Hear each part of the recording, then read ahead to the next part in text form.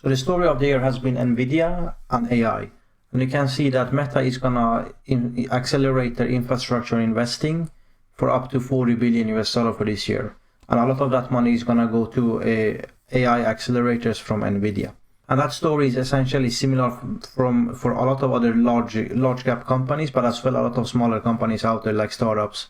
But you can see that, the also interesting fact here is that compared to, let's say, 2019, there's a huge difference in how much these big companies are investing in hardware, and mostly AI, especially since late 2022 and now well into 2024. And a lot of that money, as we said, is going to Nvidia. There's no real apparent threat to them in terms of volume, although I could say that AMD has, in terms of hardware side of point of view, a fairly decent chip that in some workloads are even better than Nvidia. But as a lot of people also mentioned to me in the comments, one side is the hardware, the other side is as well the software and the CUDA and all the developer tools that Nvidia offers with their accelerators. Although AMD is kind of investing a lot of money in that as well, Nvidia is still far ahead there, and you could argue that the difference in hardware is actually much less than the difference in software. And that's probably one of the reasons that a lot of companies pick Nvidia. And the other real reason is as well is just they foresaw this kind of demand out there, so they prepared and they had the logistics and infrastructure out there and supply chain to supply this kind of investment. Whereas AMD was a bit slower. They already talked about MI300 already way back in 2023, but the volume production is essentially right now, since let's say January, February 2024.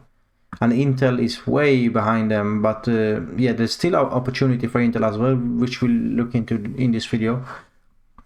But you can see that there's a kind of feel beneath the waves that Nvidia is kind of running away with this, and that's also the reason that you'll see these kind of headlines. Everyone except Nvidia forms a Ultra Accelerator Link, so UA Link consortium.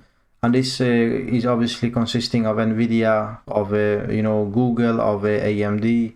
Sorry, not Nvidia, obviously, of AMD, Microsoft, Google, and a lot of other companies like Broadcom.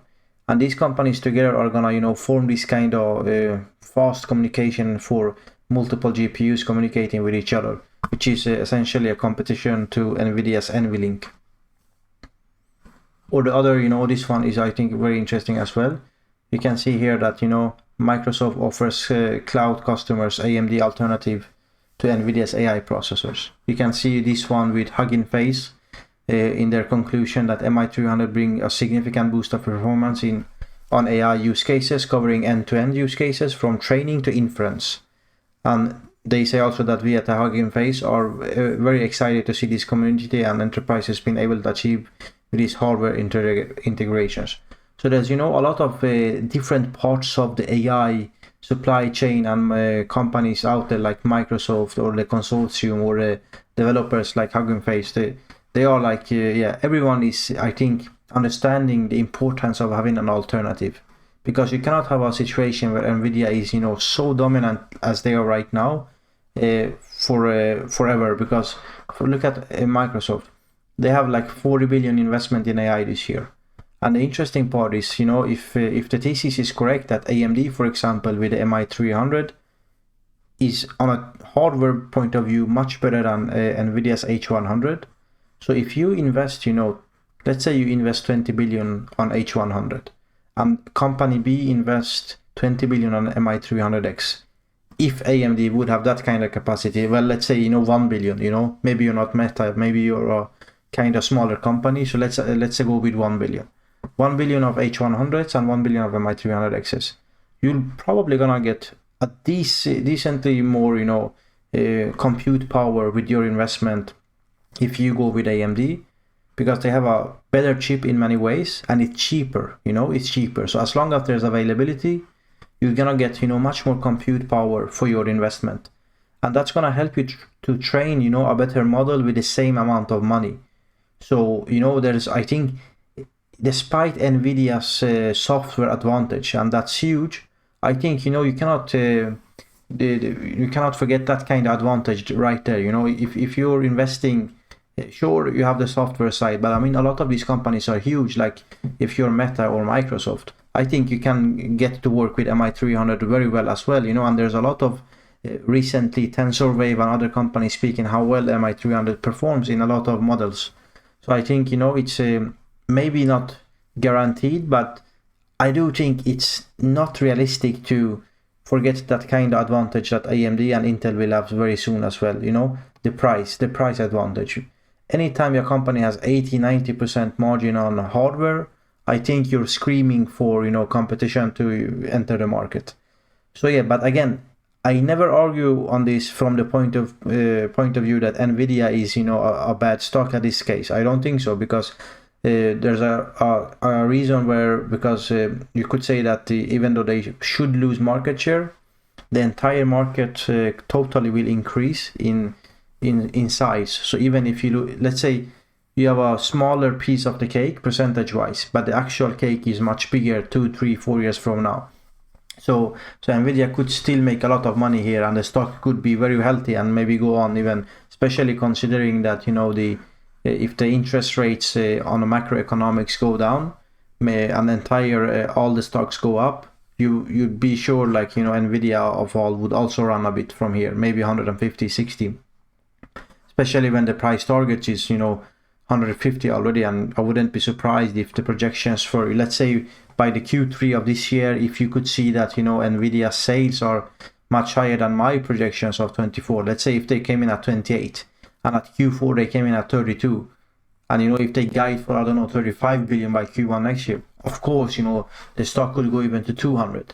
So again, I'm not saying that, you know, you should sell Nvidia. This is just me sharing my ideas, but I do believe that, you know, it's more realistic for AMD to at least gain somewhat of a market share, and that's going to affect AMD's, you know, stock price. For example, if AMD goes from these, let's say at 4 to 5 billion now, and then next year they came in at 8 to 12 billion, that's going to affect AMD's margins much more than Nvidia going from, let's say, 90 billion to 120 billion. So I think, yeah, that's why I do believe that I'm a bit more, you know, maybe looking at AMD at this stage. And also, if there's, let's say, if there's a, you know, kind of, if we are in an AI bubble, no one knows that, but if it would be there, and if the AI burst at some point within, let's say, a couple of years, AMD is not gonna be as affected as Nvidia, because they are not as exposed to AI. AI makes, you know, data center for AMD is maybe 20-25% of revenue, but for Nvidia right now, look at this. Here we can see that the total revenue for Q1 of this year was 26 billion. AI made, essentially data center, which is mostly AI, is like 22.5 billion of that. So that's like, you know, 90%, 95% of the revenue coming from AI. So that's well the only scenario where I think, you know, if there's a bubble and if the bubble bursts, the fall risk for Nvidia is much higher than AMD, and Intel is not gonna, because they don't have any sales in AI. So if AI market, AI bubble bursts, you know, and if there's a bubble, I'm not sure if there is any, but if that would be the case, Intel is not gonna be affected, at least not based on AI, because, you know, they haven't gained anything on these AI rumors. AMD gained somewhat, but, you know, Nvidia has become essentially the biggest company on the planet due to AI and data center. And that's not a surprise, you know, look at the revenue increase, you know, going from a couple of years ago of 3 billion on data center to 22, or 6.7 billion totally for quarterly run rate, 5, 6 again there. And now we are, you know, at 22, 26, and maybe 30, as I'm projecting only, you know, just for AI, they're gonna have 28 billion maybe into Q4.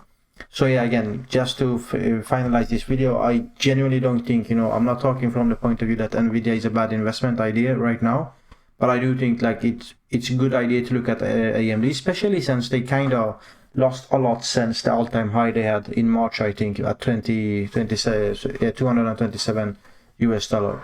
And then if you look at my couple of last videos on Intel, you know that, you know, I do believe that we are getting very close to get a nice deal on Intel as well. But again, this is not investment advice. I'm just sharing my ideas with you. Thank you for watching. Please like the video and subscribe, and see you in the next one.